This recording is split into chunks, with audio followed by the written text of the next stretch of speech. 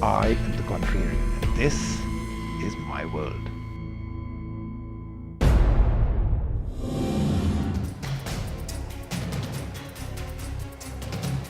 Hi, my name is Shivam Vij and I'm here to take on Rajiv Makhni on his bizarre idea that social media alienates people rather than brings them together.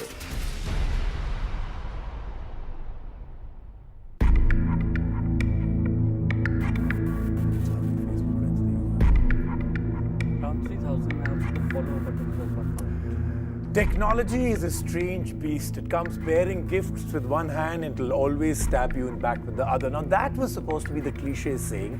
Every time something in the world of technology truly takes off, there are many people that will be there to make sure they pull it down. Is it because it's such an easy hit? Is it because it really paints a big bull's eye? And what's happening with these 20 million people that seem to be resonating with this Gary Turk guy and the Look Up video? All right, so we have you here. We've all set to find out from you as to why this is something that keeps coming up.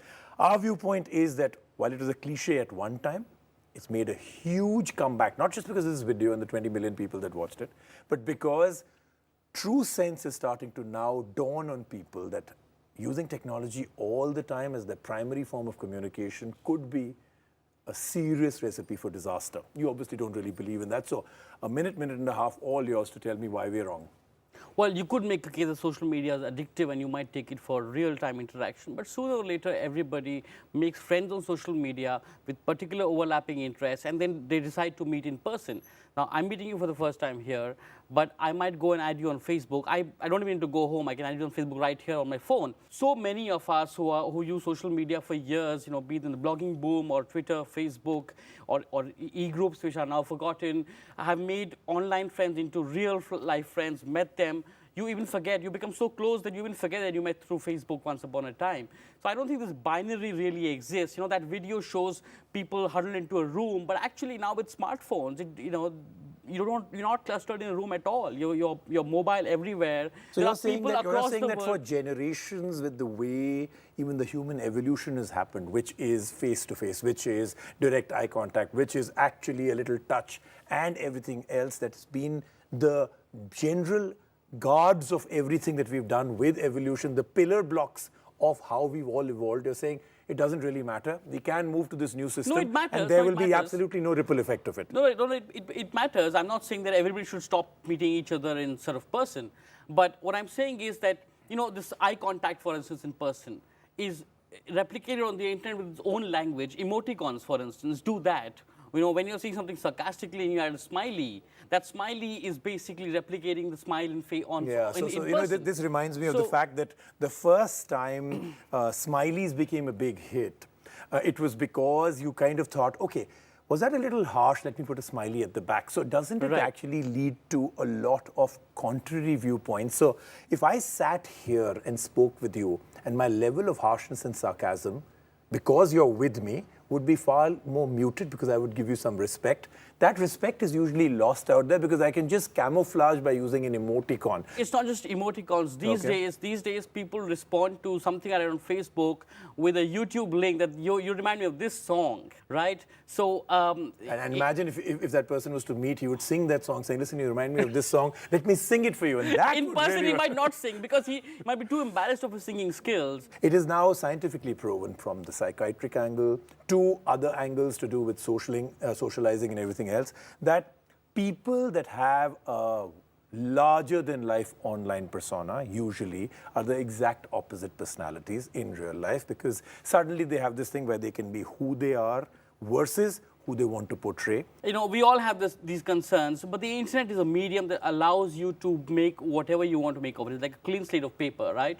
So there are people who in real life might be reserved and on the internet might appear very chirpy and chatty, and I've met those.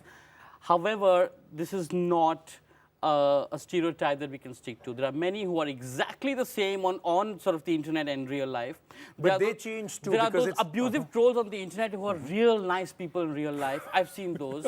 There are those real nice people So what is this social networking and the internet doing to them? Why are really good people that you meet in your real life? How you represent yourself on Facebook or Twitter or a blog is just one part of your personality. We are not one human beings. In Hindi there's a saying, "Ek insaan mein 4 insaan hote." example. There are 4 human beings in one human That's being. because of the weight we are all putting on right now. Well, Right? well, then I'm 8 maybe. But on the internet, you are portraying a part of you, and you're Are you consciously... portraying or are you playing a You're part? portraying, playing, and you're consciously making it. You're very conscious of what you're presenting of yourself. There are so many people that live second lives on the internet. There are so many people that actually have a different name for themselves. There are so many people that portray the exact opposite. It's the dream that they are living right through. I dreamt that this is what I would be, and therefore I will put that as my image out there and portray that personality. So what's the problem with that? There's a huge problem I with that, think no- because when you go out into real life, when you sit for 45 minutes on your phone and the computer, you feel larger than life, and suddenly life catches up. The minute you go out of the door, You also you're feel still larger that than life when you take a foreign holiday. You also feel larger than life when you become a TV anchor. Not when the credit card bill comes later, but But- for sure, absolutely. So you don't feel larger than life in any way after a foreign holiday. See, we have a professional life, we have a personal life, we have a family life, we have a life with our friends. We connect in a very different way with our school friends, with our college friends, right? These are many lives we lead. Okay. Similarly, we have one internet life, or actually we have many internet lives. Our persona on Facebook is different, our persona on Twitter is different. So there are many lives even on the internet. What I'm trying to say here is that the internet allows everybody to be what they want to be in many ways, in many directions. It's an expression of humanity. It's not against humanity. What the video is trying to say is that the internet takes you away from humanity. That's not the case at all. There may be dangers, but those dangers are the same as real life. They come from real life. They come from our real life selves. If you are depressed and you close yourself in a room and you only Facebook, and then you complain that I'm addicted to Facebook, no. It's actually because you were depressed that you were not meeting your real life friends. Let me just weigh what you've just said, okay? So you're saying the fact that you can meet a few more people in your life that have similar interests far outweighs the dangers of alienation, of having fake personalities, and the biggest danger now that almost everybody is starting to say has become an epidemic, which is your life seems very inadequate because of the amazing life that everybody else artificially portrays on Facebook. This is a new version of feeling envious about your neighbor going for a foreign holiday and coming back and showing you pictures. My point is, those things happen in real life as well. The internet is just a platform, nothing more. And you do not think that Don't blame the medium. Whenever there's new technology, from the printing press to the mobile phone to the telephone itself to aviation to TV to photography, anything, there is discomfort. Humanity doesn't know how to really adapt to it. It leads to things we had not thought of. We take some time to adapt to it, to get used to it, to get a hang of it. The biggest way in which we've done that with the internet is with the mobile phone, because we have mobility, we're not stuck to a machine. That is the biggest sort of boon we've got. That internet is now in our hands. So you're not stuck to a machine that is in our hand?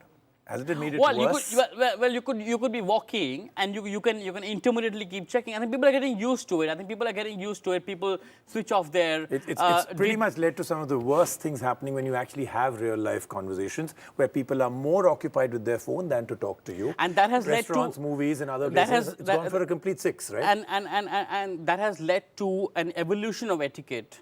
Just as in the internet era we had netiquette, now we have smartphone etiquette evolving. I'm going to do a little quick fire with you. The last time you actually used your phone when you were out with friends was? Yesterday evening. Yes, okay, great. So, kind of the quick fire. But they were doing it as well. So see, where's the etiquette then? You spoke about this. Well, you can throw out the rules, who's going to stick to them, especially when the seduction of technology is so amazing. Don't we all multitask these days? Exactly, there we go again. Do you get usually nervous if there's a very interesting conversation happening around a particular topic which has to do with you and your friends, and you haven't yet participated because you're a little busy? This trap he is pulling me into, let me ask him questions and I'll pull him into a bigger trap than this. I have no problem. How edgy? First answer mine, then we'll go into you questioning. You know the answer. Next question. Very edgy, okay? All right. And the last one as quick fire. Can you give me a reason why suddenly the biggest thing that has ever hit the world, and I'm saying from the time we've evolved as human beings, the Facebook is taken to be the biggest thing that has got people together, 1 billion and counting, is suddenly going with negative growth. So it's only 1 billion people. What other medium reaches? Which TV channel which newspaper, this is one social networking site, Facebook. If Facebook will go from 1 billion to a few billions much faster. The negative growth might be right now, but you will see the future will astound you. The normal conventional wisdom says that once you lose momentum, you never gain it back, especially when it's true with something like this. I predict that the fact people are starting to realize that this could be one of the worst ways of communicating is starting to dawn on most people. You, of course, don't agree, but then that's exactly why we had you here. Thank you so much. Thank you. Fantastic talking to you, and thank you for being part of the quick fire too, even though I didn't get all the answers that I wanted. So, is it really true? Could social networking, Facebook, media, the way we communicate, alienate us? Or should we go back to using Facebook for what it originally was for? Checking out ex-girlfriends and boyfriends to see how fat they got? Well, that's a question you can answer. We'll see you next week on The Contrarian. Thank you. Thanks a lot. Thank you.